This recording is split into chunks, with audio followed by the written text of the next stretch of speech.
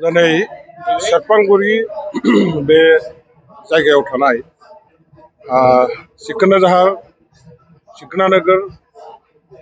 मोनसे English medium जे फरायसालि बे फरायसालिनि जेरै पेरेन्टस डे प्रग्राम दं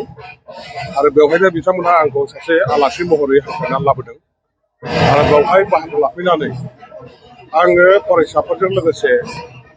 बिसोरनि गासैबो बिमा बिफा गार्जेनफोर फोरोंगिरिफोर गासैबो ओनसोलनि गार्जेनफोरखौ लोगो मोननानै जोबोरैनो गोजोननाय मोनदों आरो सिखोना जाहार बे फरायसालिया इंलिश मिडियाम फरायसालिबाबो बिथांमोनहा जोंनि बर'फोरनि बिमानि राव बे रावखौ जेरैहाय साबजेक्ट लेंगुवेज हिसाबै जे बावहाय फोरोंनानै मेट्रिक आनजाद होनायनि थाखाय मोनसे आयदा हिसाबै थिसननानै लादों बे थारैनो मोनसे मोजां बिथांमोननि इनिशिएटिभ आरो आं सानो बिथांमोननि फरायसालियाव जेरैहाय इंलिश मिडियाम फरायसालिब्लाबो बर' बा असमिया रावखौ कम्पालसारि लेंगुवेज साबजेक्ट हिसाबै मेट्रिक आनजादाव लिरनायनि थाखाय बेखौ आयदा हिसाबै थिसनदों बेबायदिखौ गुबुन गुबुन फरायसालिफ्रावबो इंलिश मिडियाम प्राइभेट इनस्टिटिउसनफ्रावबो थिसननांगौ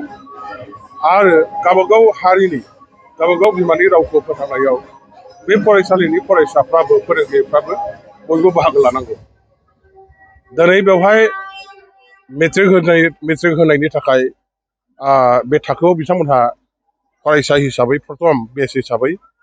फैगौ बोसोराव होगोन होननायखौ आं मिथिनो मोनदों आं आसा खालामो बे फरायसालिनि जायफोर मेट्रिक आनजादाव बिथांमोनहा जिरायगोन बे फरायसाफ्रा फरायसालिनि मुंखौ गाहामै गाहाम जाहाथे लाखिलांनो हायो आरो बे फरायसालिनिफ्राय जोंनि गोबां माखासे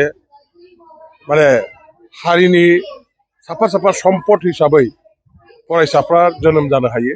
फरायसालिया जाहाथे मोजां मोजां फरायसाफोर मोजां मोजां सुबुं जाहाथे जोनोम होनो हायो बेखिनिखौ आं आसा खालामो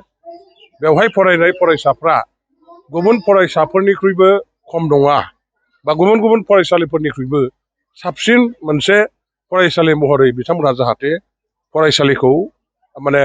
मुं लाखिनो हायो बेनि थाखाय फोरोंगिरि फरायसा गार्जेनफोर बयबो खौसेयै फरायसालिखौ